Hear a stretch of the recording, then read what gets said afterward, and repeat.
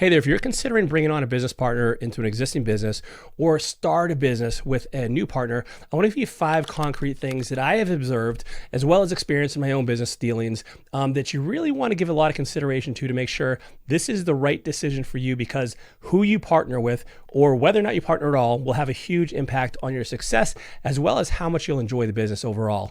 My name is Jason Wojo. I run a company called Life in Air.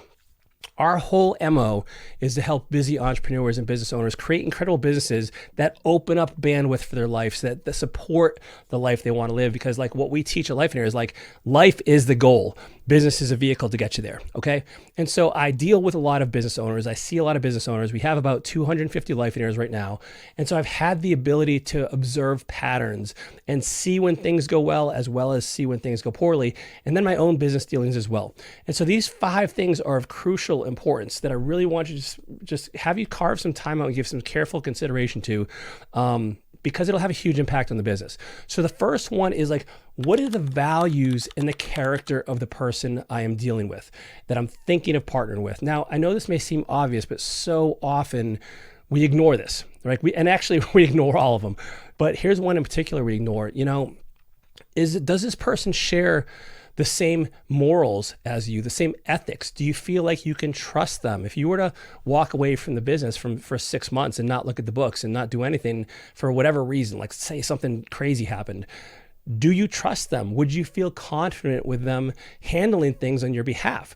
Right? Now, here's the thing too, is like, you also are associated with this person, and I'm assuming there's one business partner, but this applies to if you're having multiple business partners as well. They all have to check these boxes. And so if someone were to tell you that you're a lot like your business partner, would this be a compliment to you, or would that like, just make you shudder?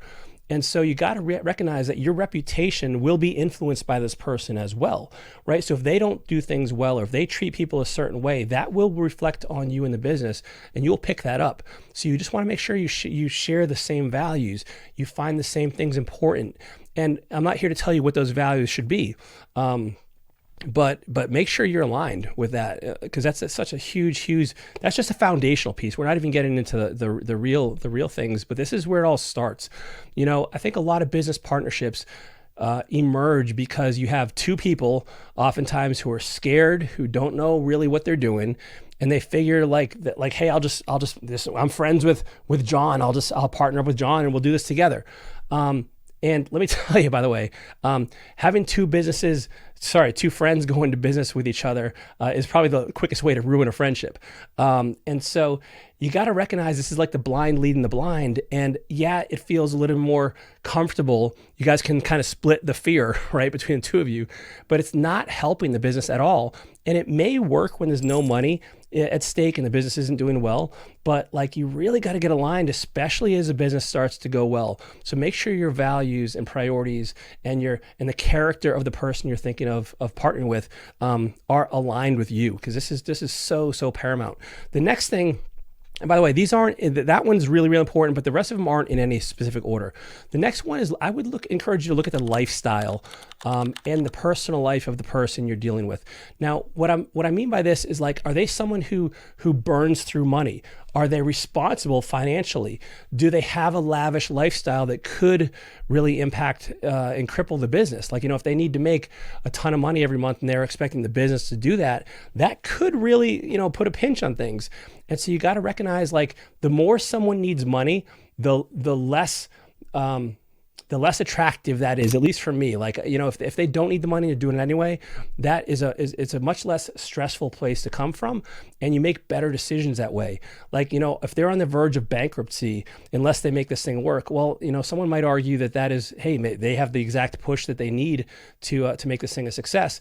But and that could be true, but in my experience, like that kind of thing, like indicates more of a problem with spending or values, perhaps, like we just talked about, or maybe, barring some crazy things happening in their lives, maybe some irresponsibility that could seep into the business. So look for that. Now, in regards to lifestyle, you also want to look at the surroundings.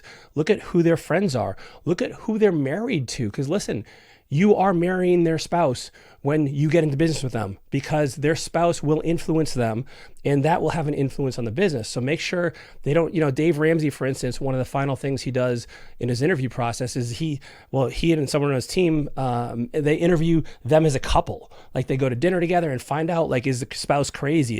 Is he or she nuts or insane, or disagrees with what this person is doing, or has resistance, or feels like, this isn't a good position for them, or like, you'll get a really good feel for this. So make sure their spouse is aligned with this whole decision as well, because that will seep into the business. So that's number 2, is a lifestyle in marriage. Number 3, make sure you are aligned with the vision for the business. Where do you want to see this go? I was involved in a business once where there's 3 of us, and one partner kind of wanted to scale to the moon and was willing to sacrifice quality in terms of quantity, and the other person felt very, very, very different about that. And so there was conflict between them. And so you got to make sure you're aligned with this in advance. Don't figure it out as you go, but really, paint that picture and ask each other and have a discussion about it. Like, hey, where would you like to see us eventually? And over time, like, what would be a dream outcome for you? What would be something that would be an amazing thing to have? And how does this look? Now, in terms of the vision for the business, you also want to, and this is leading into my next one, is like understand where you both fit in the business and what the expectations are of the business. So in Life and Air, for instance, like nobody works full time for Life and Air. Like none of my staff work full time. I think 25 hours per week is probably the most. And so, for instance, we tell business partners, come to the Business Builder Workshop together, because like if your business partner thinks you're going to work 80 hours per week and you come to the Business Builder Workshop, you create your vision and you want to work 25 hours a week or 30, that could be conflict. So you have to get aligned. And again, there's no judgment. There's no right or wrong with any of these things. I'm simply giving you some tools that I've seen to be useful in making the decision of how you want to structure this partnership, or whether this partnership is even a good decision. Make sure you're aligned on the vision for the business and where you want this thing to go. So that's number 3. Number 4, what do they bring to the table? Like, what are the real reasons, the tangible reasons for partnering with somebody? Like I said before, like just because you're friends, just because you're both scared, just because you're both newbies, like these aren't good reasons to start a partnership. They really aren't.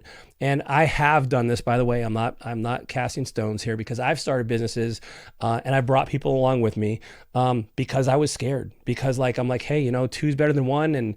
And we can kind of like both, what I realized is like nothing got done. It was a blind leading the blind, like I mentioned. And it wasn't helpful. And so those, and quite frankly, some resentment was built up because I didn't do the things that I'm recommending to you now.